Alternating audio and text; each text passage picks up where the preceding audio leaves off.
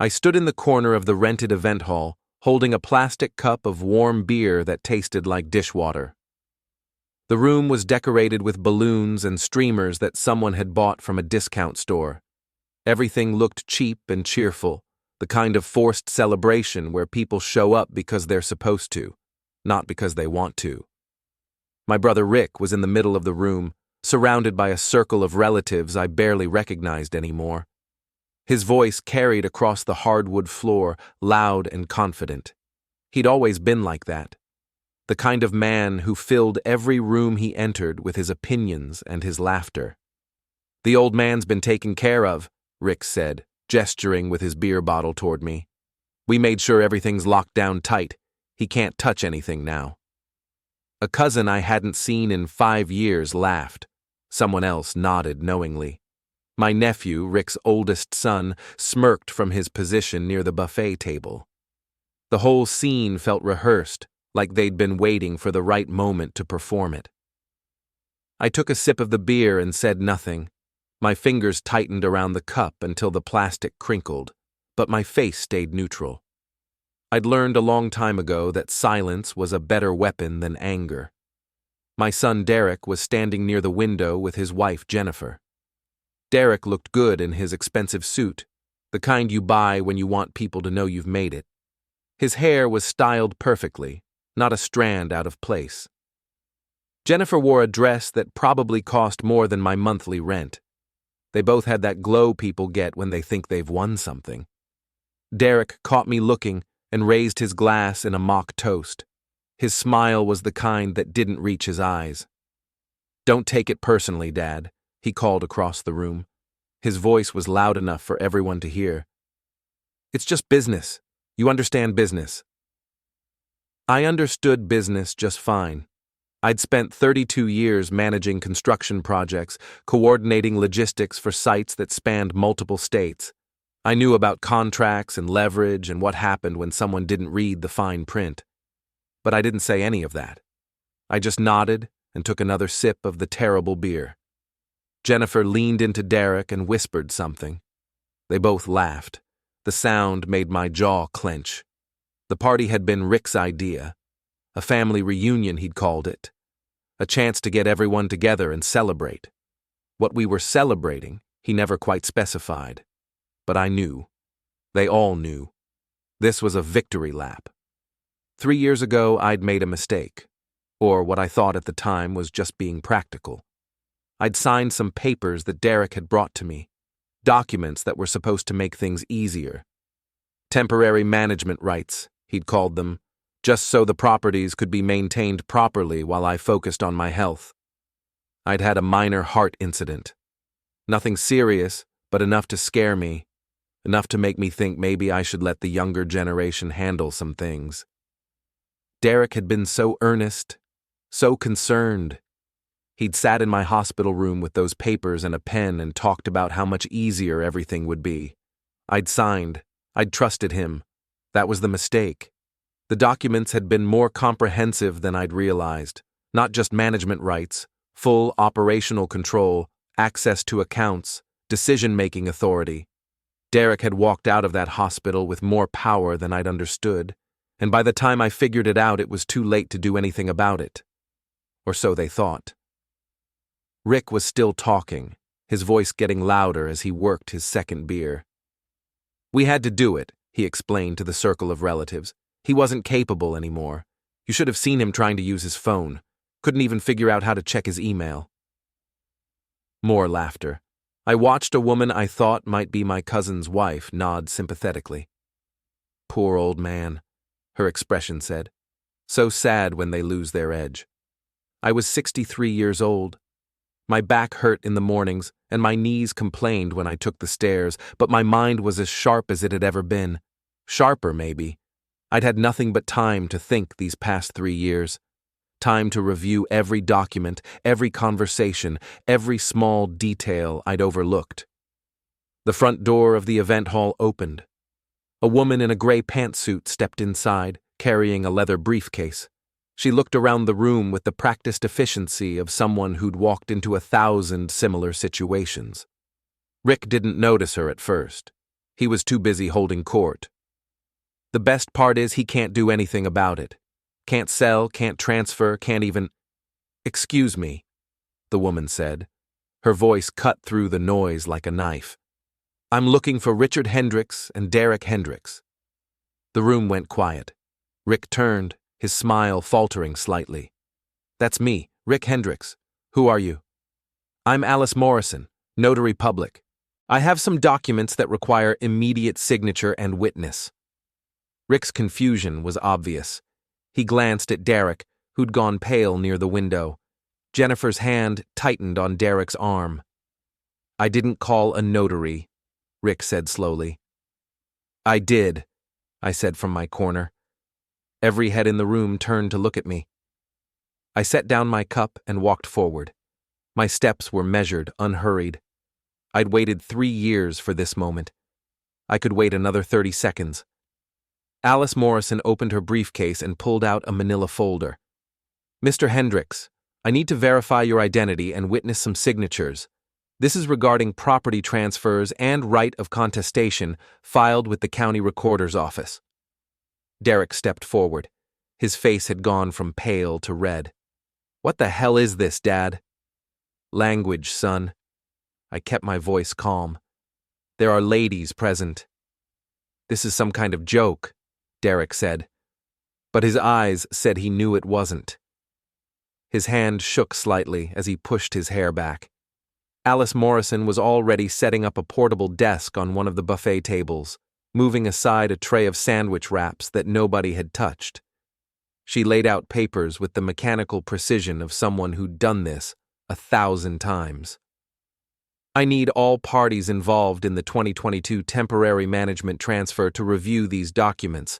They concern a formal contestation filed 6 months ago and recently approved by the county." Rick's mouth opened and closed. For once in his life, he had nothing to say.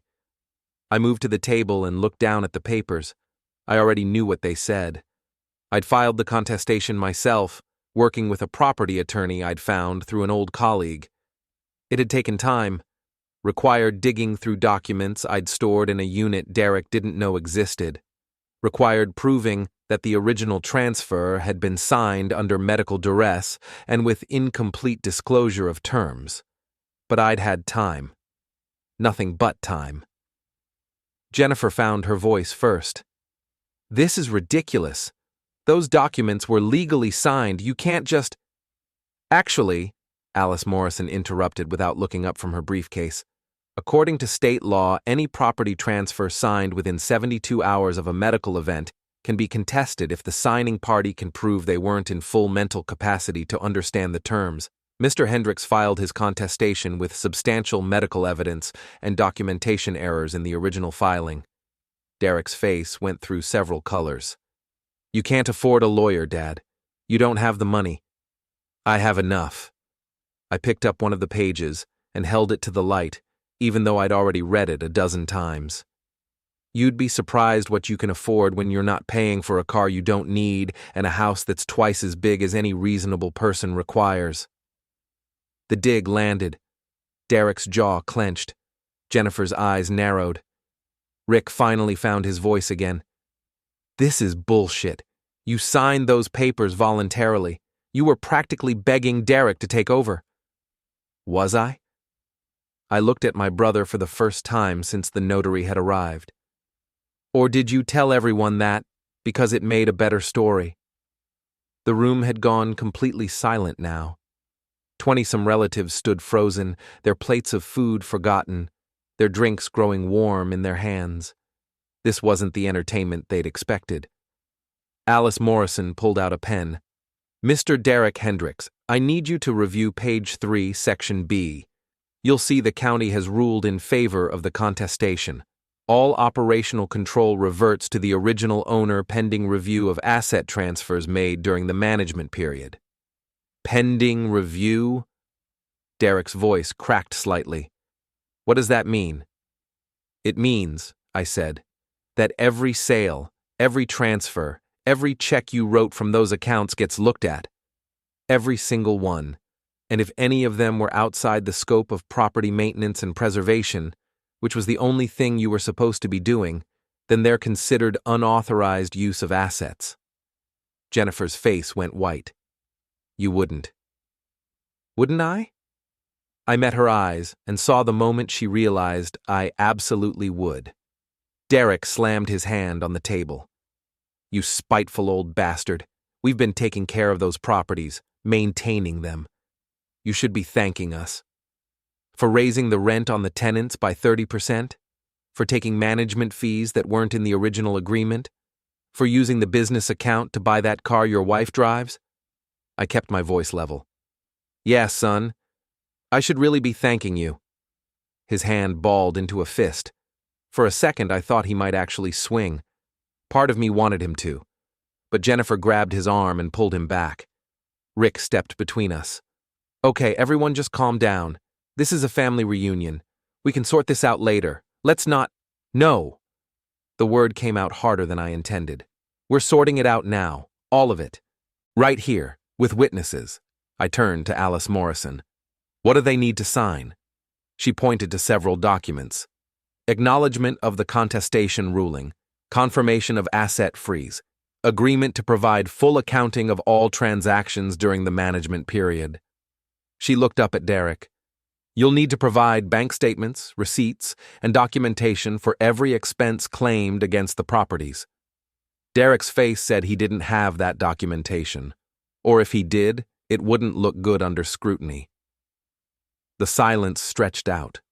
I could hear someone's phone buzzing in their pocket, could hear the hum of the fluorescent lights overhead, could hear my own heartbeat, steady and strong. Rick tried one more time. Look, I'm sure we can work something out. Family shouldn't fight like this. Dad, you don't really want to… Don't tell me what I want. I cut him off. You stood in the middle of this room 5 minutes ago and told everyone I didn't have a say anymore, that I'd been taken care of, that everything was locked down tight. I stepped closer to him. Did you really think I was just going to sit in my apartment and accept that? His mouth opened, but nothing came out. I turned back to the notary. They'll sign. They don't have a choice. Alice Morrison nodded and held out the pen toward Derek. I need your signature on pages 3, 7, and 12. Initial the others. Derek looked at Jennifer. She shook her head slightly, but there was panic in her eyes now. They both knew they were trapped. Slowly, mechanically, Derek reached for the pen. His hand shook as he signed the first page, then the second, then the third. When he finished, Alice Morrison gathered the documents and returned them to her briefcase. I'll file these with the county first thing Monday morning. You'll receive official notification within 10 business days. She looked at me. Anything else, Mr. Hendricks? That's all. Thank you for coming on short notice. She nodded, packed up her portable desk, and walked out. The click of the door closing behind her was the loudest sound in the room. Nobody moved. Nobody spoke.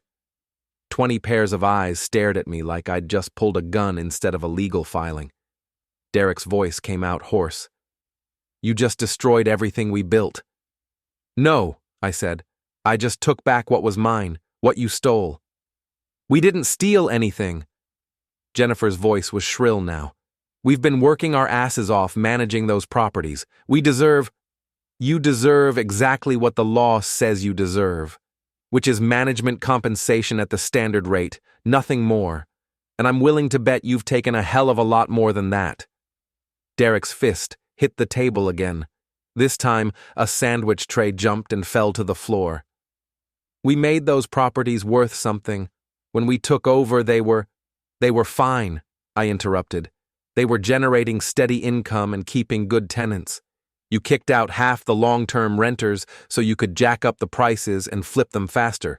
Don't pretend this was about preservation. Rick tried to step in again. Okay, this is getting out of hand. Everyone's upset. Let's take a break, cool off. There's nothing to cool off about, I said. I looked around the room at all the relatives who'd been laughing 5 minutes ago. This party's over. Everyone can go home. People started moving toward the door immediately, eager to escape the tension. Nobody wanted to be part of this anymore. Nobody wanted to pick a side. Within 2 minutes, the room was empty except for me, Derek, Jennifer, and Rick. Derek stood by the window, his expensive suit suddenly looking rumpled. Jennifer had her arms crossed, her face set in a tight mask of fury. Rick just looked confused, like he couldn't figure out how his perfectly orchestrated humiliation had backfired so spectacularly. I picked up my jacket from the coat rack by the door. I'll expect that full accounting by the end of the month, every expense, every rent increase, every fee you charged, all of it. And if we don't? Derek's voice was pure venom now.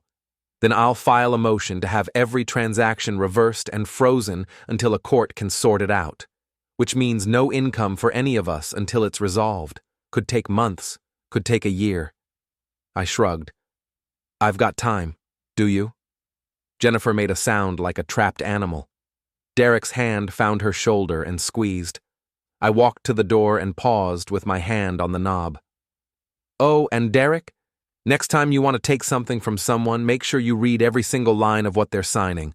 All of it, including the clauses about medical duress and right of contestation. I pulled the door open. See you at the accounting meeting. I stepped out into the evening air. It was cooler than I expected, with that particular smell that comes before rain. I walked across the parking lot to my truck, an old Ford that had seen better days but still ran fine. My hands were steady as I unlocked the door and climbed inside. No shaking, no adrenaline crash. Just a calm, cool satisfaction that settled in my chest like a weight I'd been waiting 3 years to carry. I started the engine and looked back at the event hall. Through the window, I could see Derek and Jennifer arguing. Rick was gesturing wildly, probably trying to figure out damage control. Let them argue, let them panic. Let them spend the next few weeks scrambling to cover their tracks and justify their expenses. I put the truck in gear and drove out of the parking lot. The road ahead was dark, but the headlights cut through it just fine. I knew exactly where I was going. I had a storage unit to visit, and in that unit, I had 3 boxes of documents they didn't know existed. Documents that showed every lie, every shortcut, every corner they'd cut while they thought I was too old and too confused to notice. The game was just getting started. As the story unfolds, hit the hype button, like, subscribe, and write in the comments. Would you forgive them or walk away? The storage unit was on the east side of town, in one of those industrial complexes where nobody asks questions and the security cameras haven't worked in 5 years. I'd rented it under my sister's name back when I first started collecting evidence.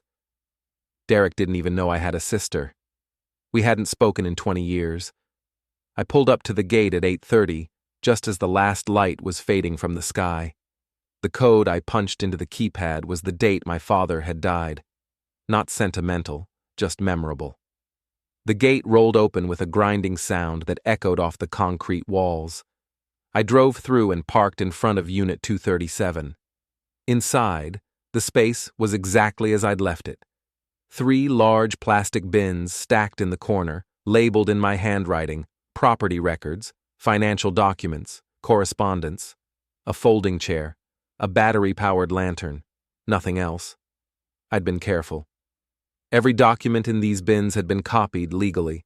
County records were public. Bank statements were mine to request. Emails I'd saved before Derek changed my passwords.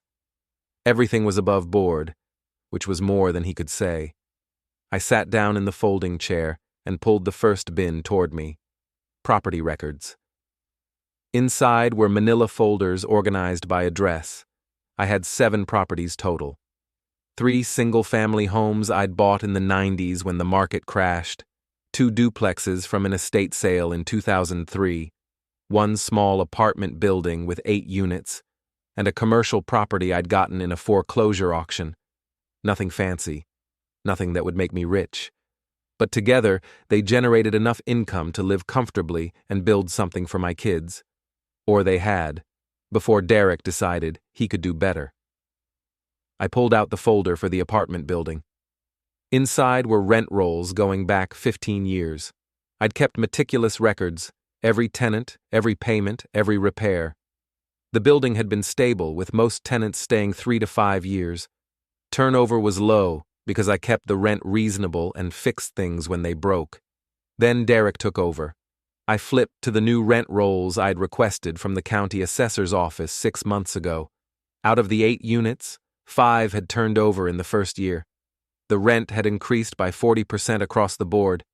2 units were sitting empty because Derek had priced them out of the market. I did the math in my head. The increased rent looked good on paper, but with 2 units empty and the turnover costs, he was actually making less than the building had generated when I was running it. But it looked impressive. It looked like growth. That was the thing about Derek. He'd always cared more about looking successful than actually being successful.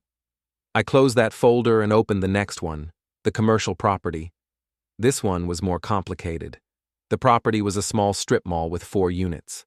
I'd leased 3 of them to local businesses: a dry cleaner, a sandwich shop, and a tax preparation office. The 4th unit had been vacant for a year before Derek took over, and I'd been using it for storage. According to the documents, Derek had evicted the dry cleaner and the sandwich shop. Both leases had been month to month, so it was legal.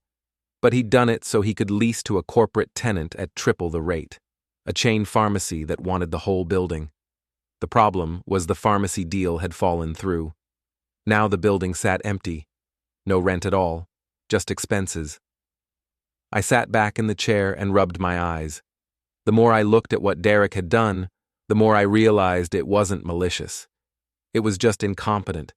He'd seen opportunities to make more money and grabbed them without thinking through the consequences.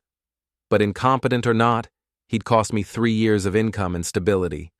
And he'd done it while telling everyone I was too senile to manage my own affairs. That part was malicious. My phone buzzed in my pocket.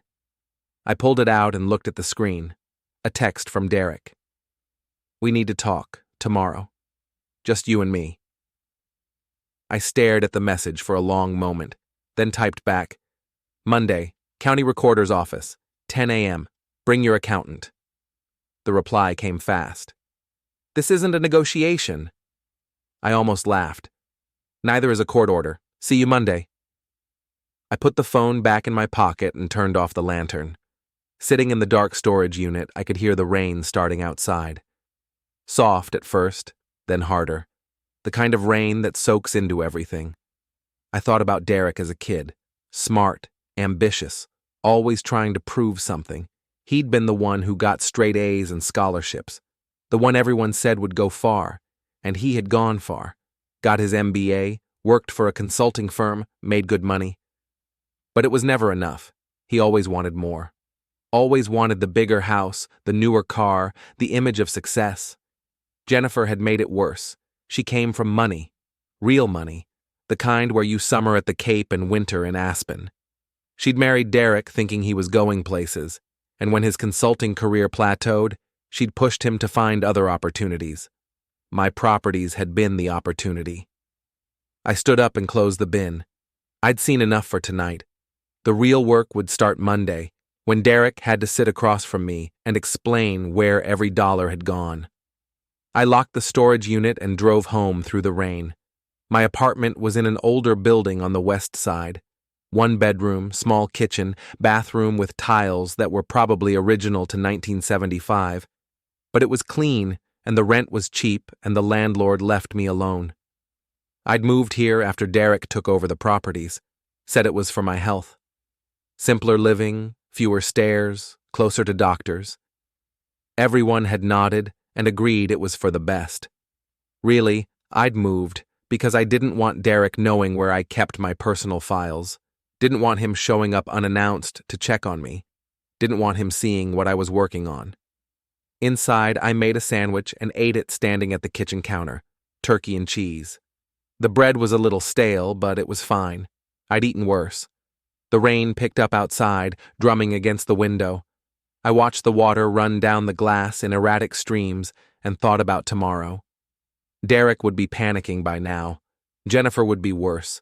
They'd spend the weekend going through their records, trying to figure out how bad the damage was, trying to find a way out. There wasn't one. I'd made sure of that. The contestation wasn't just about getting control back. It was about forcing them to account for every penny. And once those numbers were in front of a judge, there would be consequences. At minimum, they'd have to return any excess management fees. At maximum, if the judge decided they'd acted in bad faith, they could face penalties and legal fees that would wipe out whatever profit they'd made. Either way, they'd learn something about taking things that didn't belong to them. My phone rang. I looked at the screen. Rick. I let it go to voicemail. After a minute, I played the message. Hey, it's me. Look, I know you're pissed, but this is getting out of hand. Derek's a mess. Jennifer's threatening to leave him. You made your point, okay? Everyone knows you're not helpless. Just call me back. Let's figure out how to fix this without destroying the family. I deleted the message. The family had been destroyed the moment Derek forged my signature on a property transfer I never agreed to. The moment Rick stood in that event hall and told everyone I didn't have a say anymore. The moment they all laughed. This wasn't about revenge. This was about correction. I finished my sandwich and went to bed. The rain was still falling, steady and relentless. I lay in the dark and listened to it and felt nothing but a cold, calm certainty that everything was going exactly the way I'd planned. Sunday morning, I woke up to 17 missed calls. Derek had called 8 times, Jennifer 3, Rick 5, and one from a number I didn't recognize. I ignored all of them and made coffee. The machine was old and loud and took forever, but the coffee was strong and that was all that mattered. While it brewed, I checked my email. 3 messages from Derek, each more frantic than the last. The subject line said it all. We need to talk now. This is insane. You're making a huge mistake. I deleted them without reading. There was also an email from Alice Morrison, the notary. She'd filed the preliminary paperwork and confirmed the Monday appointment. Everything was on track. I spent the rest of Sunday organizing my evidence. Every document copied and categorized. Every expense highlighted and annotated. Every inconsistency marked with a sticky note. The first payment arrived on schedule. $1,417, deposited directly into my account on the 1st of the month. I checked my banking app twice to make sure it was real. It was. 1 payment down, 59 to go. I tried not to think about that. Tried not to imagine 5 years of monthly reminders of everything that had happened. But the thought was there, lurking in the back of my mind. The spring weather continued warming up. The contractor finished painting the apartment building, and it looked better than it had in years. Fresh cream-colored paint, dark green trim, everything clean and professional. I got 3 applications for the empty units within a week. I interviewed each applicant carefully, ran background checks, verified employment. I wasn't taking chances anymore. The new tenants needed to be stable, reliable people who would pay rent on time and take care of their units. All 3 checked out. By the end of April, the building was fully occupied for the first time in 2 years. The commercial property was coming along too. Patricia West moved her dry cleaning equipment back in on the 15th. Robert Martinez was still working on his sandwich shop, but expected to open by mid-May. I had 2 other business owners looking at the remaining spaces. Everything was moving forward. Everything was working. But there was a hollowness to it that I hadn't expected. I'd gotten everything I wanted. Control back, Derek held accountable, the properties being properly managed. But the victory felt smaller than I'd imagined. Maybe because there was nobody to share it with. No family dinners where I could talk about tenant applications or construction progress. No phone calls from Derek asking for advice. Just me, alone, managing everything the way I'd always done. One evening in early May, I was at the commercial property checking on Robert Martinez's progress when a car pulled into the parking lot. A Honda Accord I didn't recognize. A woman got out. She was in her 40s, professional looking, with short, dark hair and glasses. She approached with a cautious smile. "Mr. Hendricks, I'm Rebecca Morgan. I saw your leasing sign and wanted to inquire about the remaining space." We walked through the empty unit. She explained she was a CPA looking to open her own practice. She'd been working for a firm downtown but wanted to go independent. "The location is perfect," she said, looking around at the empty space. "Close to residential areas, easy parking, good visibility from the street." We discussed terms. She asked good questions about utilities, lease length, build-out allowances, smart questions that showed she'd done this before. "I'll need to run some numbers," she said, "but I'm very interested. Can I get back to you by the end of the week?" "Take your time. The space isn't going anywhere." She smiled at that. "Thank you. I'll be in touch." After she left, I sat in my truck and looked at the building.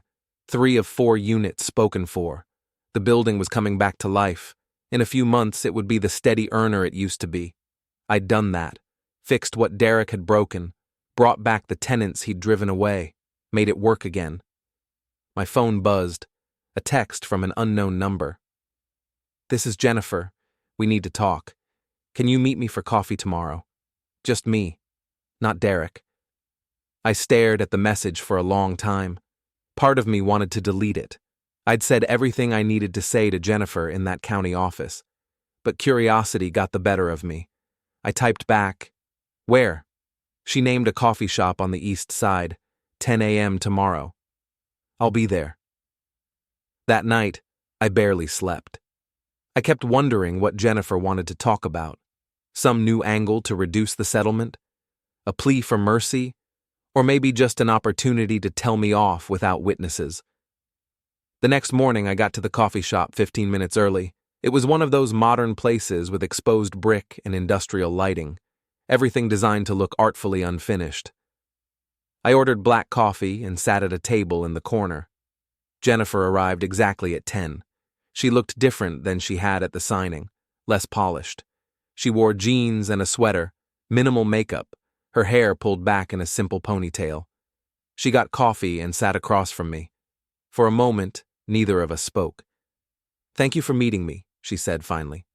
"What do you want, Jennifer?" She wrapped her hands around her coffee cup.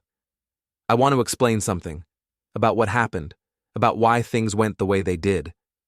I know what happened. Derek got greedy and you encouraged him. That's not entirely fair." She looked down at her coffee. "I did encourage him. You're right about that. But it wasn't greed. Not really." "What was it then?" "Fear."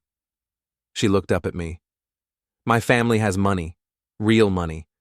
But they're controlling. Every dollar comes with strings attached. When I married Derek, they cut my allowance in half because they didn't think he was good enough. And when his career plateaued, they basically cut me off completely. That's not my problem. I know it's not. I'm not asking for sympathy.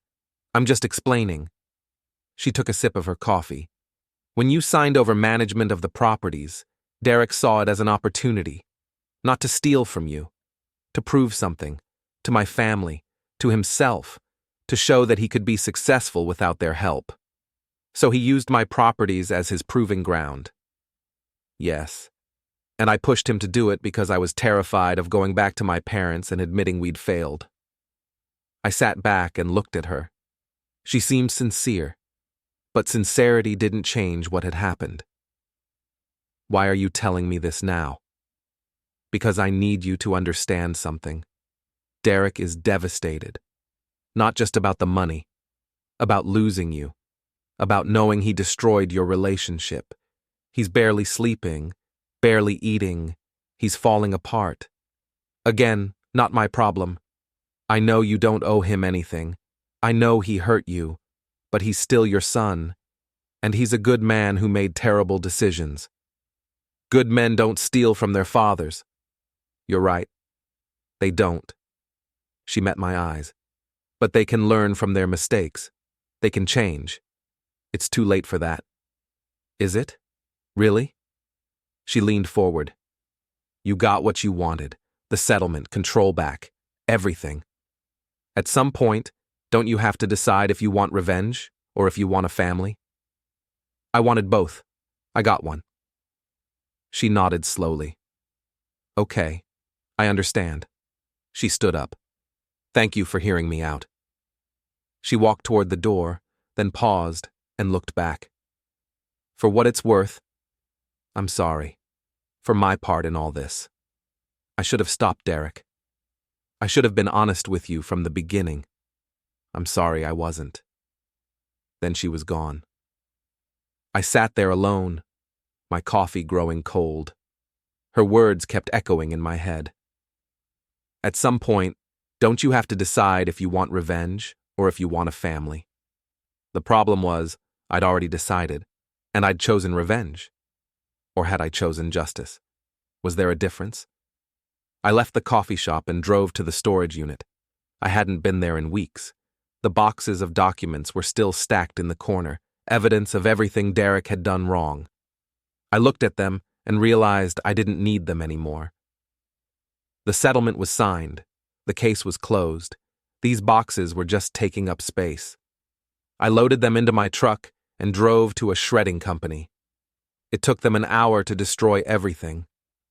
3 years of evidence turned into confetti. When it was done, I felt lighter somehow. Like I'd been carrying extra weight and finally put it down. That night, I sat in my apartment and thought about what Jennifer had said. About Derek falling apart. About having to choose between revenge and family. Part of me said it wasn't my responsibility. Derek had made his choices. He could live with the consequences. But another part, smaller but persistent, wondered if I'd gone too far. If holding him accountable had turned into something meaner, something that looked more like revenge than justice. I thought about calling him, thought about saying something, but I couldn't figure out what that something would be. Sorry? I forgive you? Let's pretend none of this happened? None of those felt right. So I did nothing.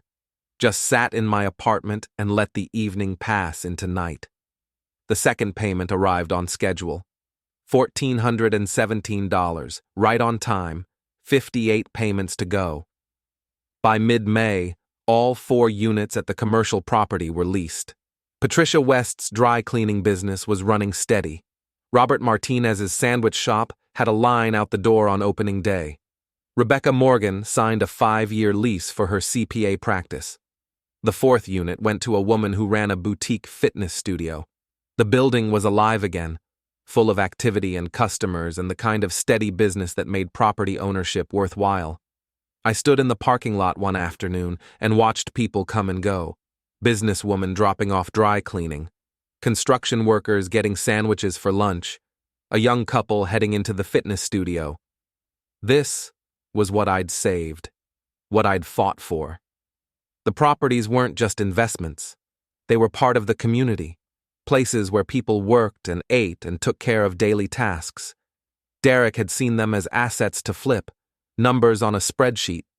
He'd never understood that the real value was in stability, not in squeezing every possible dollar out of every transaction. My phone rang. Rick again. This time I answered. What? I wanted to see how you're doing. I'm fine. Have you talked to Derek recently? No. Rick sighed. He's not doing well, Tom. Jennifer's worried about him. She told me. We had coffee. She did? He sounded surprised. What did she say? That Derek's having a hard time. That I should consider forgiveness, the usual. And nothing. The settlement stands.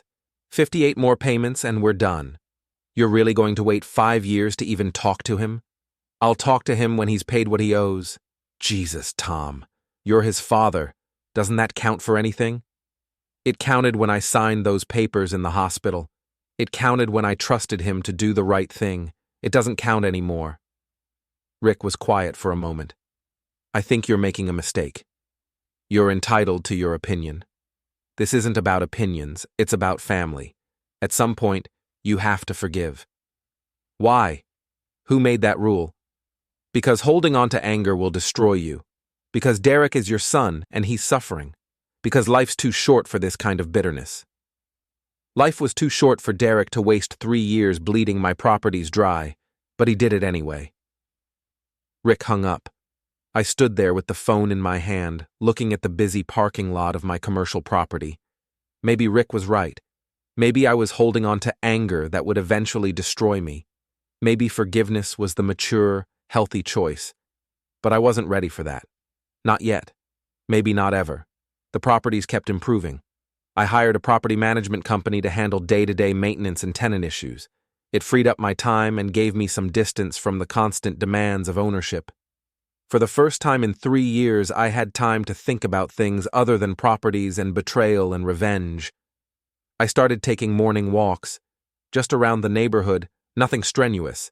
But it felt good to move, to clear my head, to see the world waking up. One morning in early June, I was walking past a small park when I saw a father teaching his daughter to ride a bike. She was maybe 7 or 8, wobbling on training wheels, her face scrunched in concentration. The father was patient, encouraging, keeping a hand on the bike to steady her but letting her pedal on her own. I stopped and watched for a few minutes. The girl got more confident with each pass. The father's pride was obvious even from a distance. I thought about teaching Derek to ride. He'd been 6, stubborn and determined and absolutely certain he could do it without help. He'd fallen a dozen times before finally getting it right. And when he did, his face had lit up like he'd conquered the world. Where had that kid gone? When had he turned into someone who would steal from his own father? Or maybe the better question was, when had I turned into someone who couldn't forgive his son? I walked away from the park and continued my route. By the time I got home, my legs ached and my mind was no clearer than when I'd started. That afternoon, I got a call from Rebecca Morgan, the CPA. Mr. Hendricks, I wanted to thank you again for the space. I've gotten several new clients just from being in this location. That's great. I also wanted to ask if you've considered selling the building. If you ever do, I'd be interested in making an offer. I paused. I haven't thought about selling. Well, if you do, please keep me in mind. I think this property has real potential. After she hung up, I sat with that thought. Selling. Walking away from everything. Taking the money and starting fresh somewhere else. It was tempting. More tempting than I wanted to admit. But these properties were more than just investments. They were my life's work, my legacy. The thing I'd built over 30 years of careful planning and hard work. Selling felt like letting Derek win, like admitting he'd destroyed something I couldn't fix. And I wasn't ready to admit that. The 3rd payment arrived on schedule, then the 4th. Never was late. The money showed up like clockwork on the 1st of each month. I wondered what sacrifices he was making to keep up with the payments, what he'd cut from his budget, how much pressure Jennifer's family was applying. But I didn't call to ask. We maintained our silent distance, me managing my properties, him making his payments. 2 lives running parallel, but never intersecting. Rick stopped calling after a while. I guess he finally gave up on trying to repair what was broken. By July, I'd settled into a routine. Morning walks, property maintenance, afternoon paperwork, evening TV. It was quiet and orderly and exactly the kind of life I'd wanted when I was younger. But now that I had it, I wasn't sure I liked it. One evening, I was eating dinner alone when I heard sirens outside. Multiple vehicles racing past. I walked to the window and watched the lights flashing in the distance. Emergency. Crisis. Someone's life falling apart in real time. And I thought, that used to be me. 3 years of crisis. 3 years of watching my life get dismantled while I was powerless to stop it. But now I was on the other side. Safe. Secure. In control. So why did it feel so lonely? The phone rang. I didn't recognize the number. Almost didn't answer, but something made me pick up. Mr. Hendricks, this is St. Catherine's Hospital. Your son Derek was brought in about an hour ago. He's stable, but you're listed as his emergency contact. My stomach dropped. What happened? Car accident. Non-life-threatening injuries, but we thought you should know. I'll be right there. I grabbed my keys and drove to the hospital. It took 20 minutes through evening traffic, 20 minutes of my mind racing through possibilities. How bad was he hurt? Was Jennifer with him? Would he even want to see me? The emergency room was busy. I found a nurse and asked about Derek. Room 12, through those doors and to the left. I walked through the automatic doors into the ER. The smell of antiseptic and the sound of machines beeping. Everything familiar in the worst way. I'd been in rooms like these too many times. Room 12 had the curtain pulled. I paused outside, suddenly uncertain. Part of me wanted to walk away. Let him deal with this on his own the way I dealt with everything on my own for 3 years. But I couldn't. Whatever had happened between us, he was still my son. And he was hurt. I pulled back the curtain and stepped inside.